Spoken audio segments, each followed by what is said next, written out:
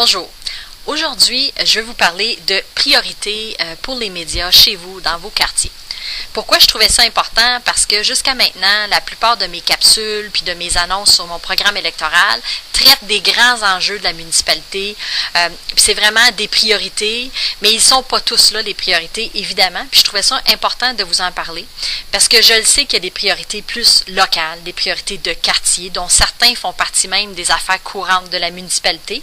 Puis en ce moment, comme il y a plusieurs candidats qui font du porte-à-porte, ils sont plusieurs à me téléphoner puis à me parler de ce qu'ils entendent sur le terrain. Alors, soyez rassurés, on le sait que vous êtes plusieurs aux prises avec des problèmes, par exemple, d'écoulement des eaux. Vous souhaitez qu'on adresse des problèmes de circulation, que ce soit la vitesse, le transport lourd ou encore la sécurité aux abords des écoles. Vous avez parlé dans certains endroits d'avoir des trottoirs. Également, suite aux inondations qu'on a vécues, il y a des travaux importants à faire dans 2 ruisseaux, donc le ruisseau Custeau et le ruisseau Rouge. Je sais également que pour certains quartiers, il y a des dossiers plus majeurs, disons, qui attirent l'attention et qui sont très importants pour vous. Par exemple, dans le secteur du canton ouest, il y a la réfection du chemin de soutière avec des accotements pour être capable de circuler en toute sécurité. À Aumerville, il y a l'usine d'épuration des eaux usées qui est due et on a déjà annoncé des investissements. Donc, si on n'en a pas parlé dans notre plateforme électorale, c'est parce que c'est déjà en cours.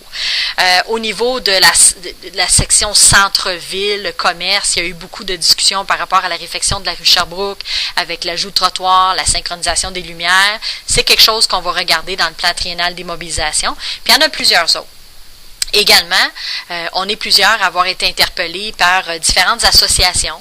Par exemple, l'association pour le ruisseau Castle, qui nous ont sensibilisés à l'importance de vider la fosse Broadbent, de stabiliser certaines berges. Fait que c'est sûr que c'est des travaux que même s'ils ne sont pas dans les priorités de nos programmes électoraux, devront se faire. Également, le Club des 4 loups qui parle de l'importance de l'ensemencement, puis on a commencé à les subventionner cette année. Ou encore l'UPA qui nous parle de règlements contraignants pour l'agriculture. Alors, on va travailler ensemble. Donc, sachez que dès le début du prochain mandat, lors du lac à l'épaule avec les élus, on va mettre sur la table tous les projets qui sont déjà en cours et on va leur demander s'il en manque. On va bonifier notre plan de travail, puis on va se faire un plan de travail pour les 4 prochaines années.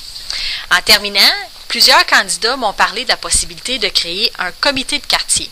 Je vais vous dire que je trouve que c'est une idée géniale que j'appuie à 100%.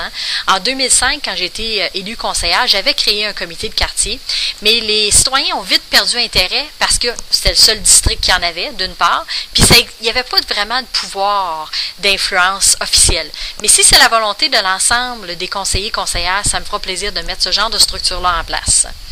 J'ai vraiment hâte de travailler avec vous, le nouveau conseil. Donc, droit devant, j'espère que les citoyens, vous allez me donner un conseil fort qui va travailler à bâtir le Magog de demain.